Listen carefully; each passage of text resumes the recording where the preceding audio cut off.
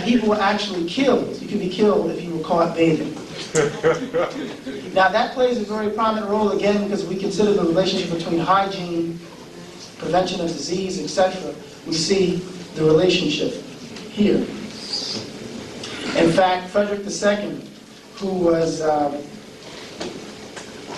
one of the patrons of some Moorish scholars who were under his, within his court, who he had hired, he was so intrigued and so immersed in Moorish philosophy and science and ideas, including bathing, that the Pope and the Vatican considered him to be a Muslim, or considered him to have renounced the Holy Catholic faith because he was operating outside of Catholic dogma at that time.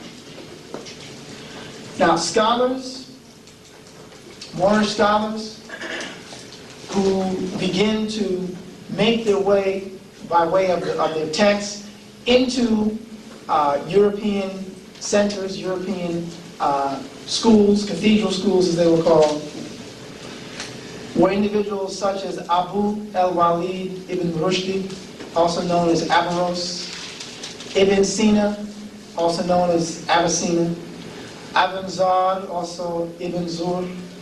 These individuals are writing books on everything from medical science to philosophy.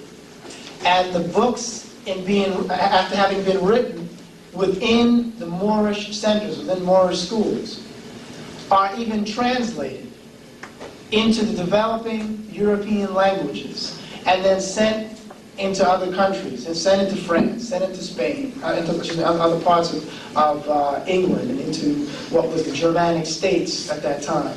So all this information is making its way outside of Al-Andalus and into European centers.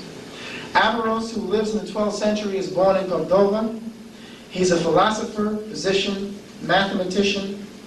He wrote a book which describes and illustrated in great detail the function of the retina of the eye, among other medical findings and practices.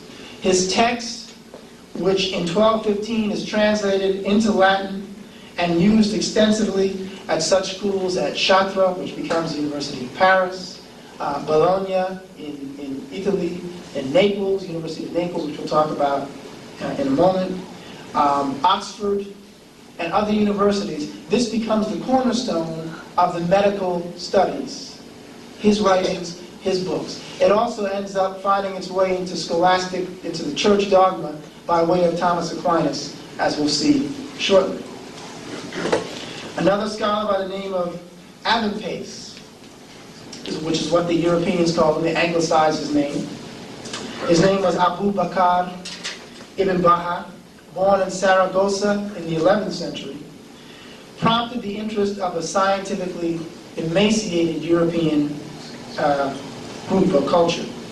Avempace was also a geologist, and he performed various studies on the Earth's crust, stratified rocks, and classified minerals. His texts, too, are extensively translated.